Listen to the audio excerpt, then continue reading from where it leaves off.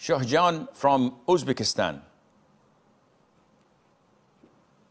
Assalamu alaikum wa rahmatullah. Alaikum salam wa barakatuh. So I think you may already know this, but there is a famous Quran reciter that posted on social media that US opened the gates of hell to Iran. And then recently, he also posted a Nasheed against Iran. He was posting political stuff.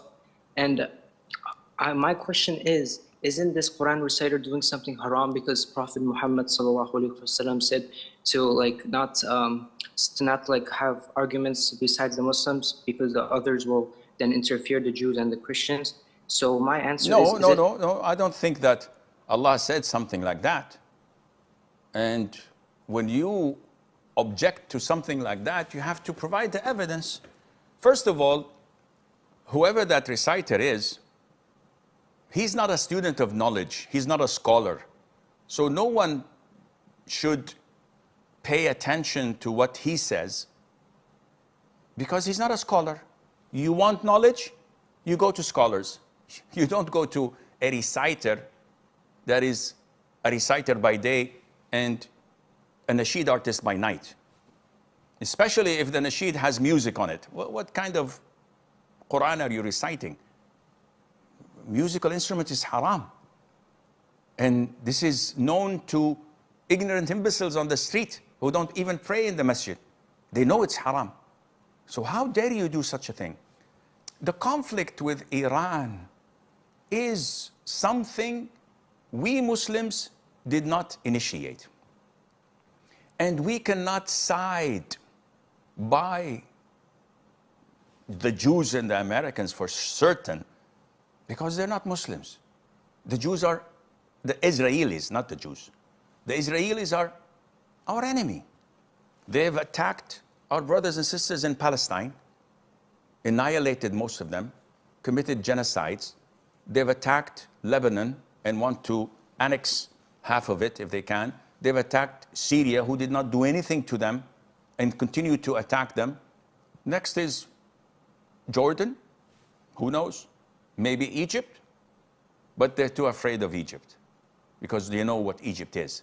So the problem is, these are disbelievers. We don't have an issue with that. The issue is with Muslims coming to defend Iran, not knowing what Iran is. Oh, Iran is an Islamic country. What Islam are we talking about? I know Islam to be upholding the Quran and its teachings and upholding the Sunnah of the Prophet ﷺ. Is this the Islam they propagate? No, they have a different sect and cult. So is it similar? Actually, it's not, because they have Qum and they have a Najaf and they have these shrines where they worship the graves and they call upon Ali, upon Al-Hasan and Hussein. This is shirk. Yeah, but they say they're Muslims. Okay, what about the Quran?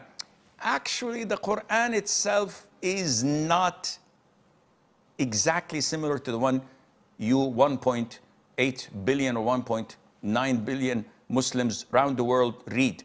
They have a certain Quran, they call it Quran Fatima. Interesting. And they say that none of the one you have is included in it, and it's 70 times bigger. This is blasphemous. Yes, but they say that this is not true. But it is found in Al-Kafi of the Kilini. It is found in their original books that they teach in their schools and universities. So either these books are fabricated and kufr, or they believe in it. What about the Sunnah? Actually, they don't believe in the teachings of the companions because they think that all the companions are disbelievers and apostates, except 4 or 5 of them. But the rest, the hundreds, the rest, they're all kafir. So, with all due respect, what Islam are they following? Do we advocate them being attacked? Definitely not. Because we believe that the population, laymen, normal Muslims who are ignorant, who do not believe in such kufr, that the government, the Maulana, the La'natullah, and the rest, the scholars believe. The people, normal people, don't know what's happening. We feel for them. But with all due respect, when they bombard us in the Gulf, when they bombard Kuwait, Qatar, Bahrain, Emirates, Oman, and Saudi Arabia, for what? We've not laid a hand on you guys. And instead, yani, subhanallah, my father slaps you on the face, I go shout at my mom. Be a man and shout at my father. Why? I don't know what they're doing. So this confusion of some Muslims saying, oh, we don't want non-Muslims to interfere between the affairs of the Muslims, the Shia and Sunnah, we have our differences, we'll solve that on our own. No, we don't have a dispute that can be solved on our own when they're attacking us, when the Shia themselves of Iran did these atrocities in Syria, and we've seen what they've done with our sisters in Syria, Qasim Soleimani and their, what is this?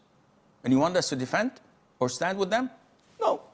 Let the Zalimeen, the wrongdoers, destroy one another. We could care less. We don't have anything to intervene. It is wrong to stand by them. Just because we hate the US and the Israelis, we say, oh, the enemies of my enemies are my friends and allies. No, it doesn't go like this. And the proof is, look what they've caused us. When we have nothing to do, they are bombarding us, they are sending their drones, they're trying to paralyze our economy. We didn't do anything. And this is the wisdom and the maturity of our leaderships, which I wish they had half of it. Now, we say that we do not approve at all of what the Israelis and their allies are doing. Definitely, there are enemies. But at the same time, we're not going to defend or stand by those who have killed the Sunnis, who have they have demolished villages and towns and countries, and they're trying to do anything they can to harm the people of Sunnah. And Allah Azza wa Jalla knows best.